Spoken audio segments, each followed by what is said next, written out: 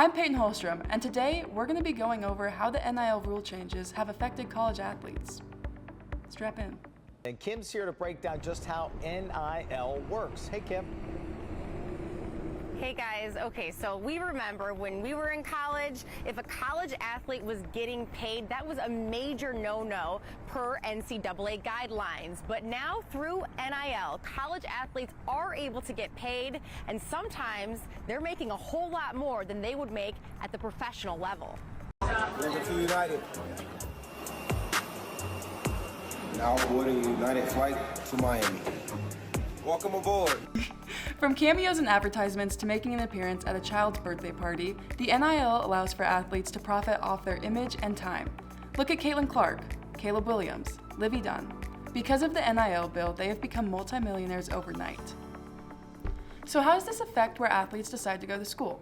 Since the NIL rule change, college recruiting, especially football, has become a lot more competitive in Power 5 schools. It's no longer just who's the best team, but how much are you willing to offer your players? The numbers are mind-boggling. This is Shedeur Sanders, the Colorado quarterback. His projected NIL value is $5.1 million, meaning based on his in-game performance, social influence, and exposure, he should be able to make around $5 million from NIL this year. Although this can be beneficial for bigger schools, it can negatively impact smaller Division I schools. For example, the University of Wyoming.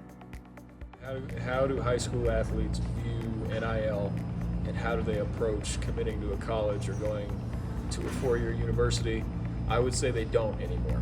I would say as far as the recruiting process, the entire mindset has changed because the athlete sees the school now as more of, I don't want to call it business, but I want to call it as more of a way to elevate their brand, right? It's a place that I can go, and all that goes into the recruiting process as far as if I go to school A, right, I have the best possibility of, getting my brand recognized, making as much money as possible. So it's much more of a business investment now I would say, for high school kids looking at it, especially when you talk about, your University of Florida's or your Ohio State's or Texas or whatever it be.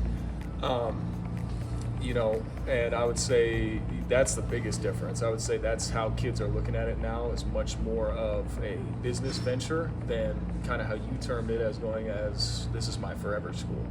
This is a place I can go, to get myself exposure, and if that doesn't work with the transfer portal, now I'm just going to go somewhere else.